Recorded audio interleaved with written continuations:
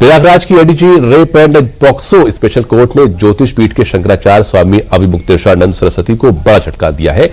ADG POCSO act Vinod Kumar Chaurasia ने यौन शोषण के आरोपों पर सुनवाई के बाद स्वामी अविमुक्तेश्वरानंद सरस्वती और उनके शिष्य स्वामी मुकुंदानंद गिरी के खिलाफ एफआईआर दर्ज करने का आदेश दिया है। कोर्ट ने झूसी थाना पुलिस को एफआईआर दर्ज कर मामले की विवेचना करने के निर्देश दिए हैं। इस मामले में एडीजी पॉक्सो कोर्ट में 13 फरवरी को सुनवाई हुई थी। अदालत में आरोप लगाने वाले दोनों नाबालिगों का वीडियोग्राफी के साथ बयान दर्ज हुआ था।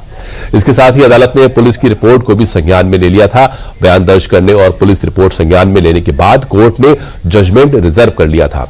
इसके बाद शनिवार को एडीजी पॉक्सो कोर्ट ने अपना फैसला सुनाते हुए एफआईआर दर्ज करने का आदेश पारित किया है।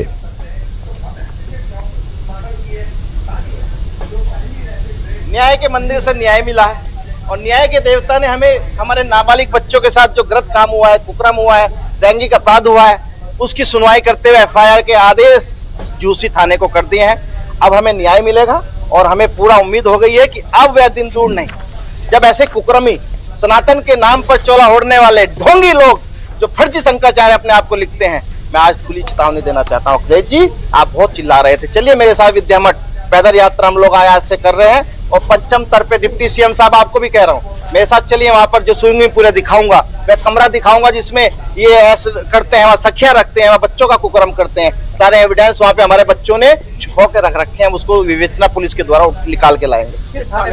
दूसरी थाना में दर्ज हुआ है, के आदेश हुआ है। कितनी बड़ी जीत हासिल है? ये न्याय की हम लोग सनातन की जीत मान रहे हैं। सनातन के जो इन लोग गुमराह कर रहे थे, प्रथम जीत हमारी यहाँ न्यायालय से हुई है और हम इसको लिए माननीय न्यायालय का आभार व्यक्त करते हैं। प्रकरण यह है कि आशुतोष महाराज जिसमें वादी मुकदमा है, उन बच्चों के बतौर संरक्षक हैं। इन बच्चों के साथ सनातन संस्कृति को रौंदते हुए, कुचलते हुए, अब आश्चर्य इस बात का है कि जो सनातन संस्कृति के स्तंभ और भगवान कहे जाते हैं, हमारे सब जानते हैं ना कि भगवान शंकराचार्य का संबोधन होता है। भगवान अगर स्वयं संस्कृति को कुचलने के लिए उतर आए तो फिर क्या कहते हैं, सनातन संस्कृति की क्या दुर्दशा हो सकती है। इस बात का संज्ञान इस मुकदमे के माध्यम से जब थाने ने एफआईआर दर्ज नहीं की ऐसे कुकर्मों की, तब सम्मानित न्यायालय के शरण में आशुतोष महाराज जी को आना पड़ा उन बच्चों की आवाज को लेके जिनके साथ इतने सबूत। मैं कभी ऑर्डर देखा, माननीय न्यायालय ने प्रधान पॉक्सो श्री विनोद चौरसिया जी न्यायाधीश हैं, उन्होंने केवल एफआईआर दर्ज करने का ही आदेश नहीं किया है, उन्होंने उन लाइनों को, वो लाइनें संकेत करती हैं कि किस तरीके का गंभीरतम अपराध हुआ है, उन लाइनों के प्रकाश में विवेचना होनी चाहिए प्रथम सूचना रिपोर्ट दर्ज करती है। और प्रयागराज से आई इस खबर पर और अधिक बात करने के लिए हमारे साथ हमारे संवाददाता उमाशंकर गुप्ता मौजूद है। उमाशंकर जी, जैसा कि माघ मेले से ये जो विवाद शुरू हुआ था स्वामी अविमुक्तेश्वरानंद जी को लेकर, ये थमने का नाम नहीं ले रहा है और ऐसे में पॉक्सो कोर्ट द्वारा जो उनके खिलाफ एफआईआर दर्ज करने का निर्णय आया है, इसको आप किस प्रकार देखते हैं और क्या माहौल है इसको लेकर?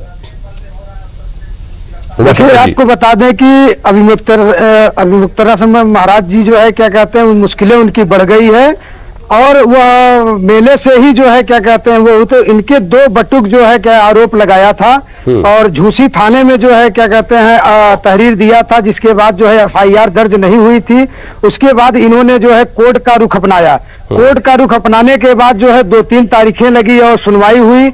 इसके पहले जो है सुनवाई में है दोनों बटुकों का वीडियोग्राफी के माध्यम से जो है पूरा जो है मामला दर्ज हुआ। दर्ज होने के बाद जो है कोर्ट ने इसको बाकायदे जो है सुनवाई किया। सुनवाई होने के बाद जो है पूरा मामले को जो है सुनने के बाद जो है कोर्ट ने मामले को जो है रिजर्व कर लिया था। रिजर्व करने के बाद कल शनिवार को जो है 4:30 बजे करीब जो है उन्होंने कोर्ट ने सुनाया फैसला। फैसला में यह सुनाया कि अविमुक्तेश्वरानंद महाराज जी के ऊपर जो है एफआईआर दर्ज हो और दर्ज होने के बाद जो है इनकी पूरी जांच हो। जांच होने के बाद जो है जो मामला आए और उनके ऊपर कार्रवाई की जाए।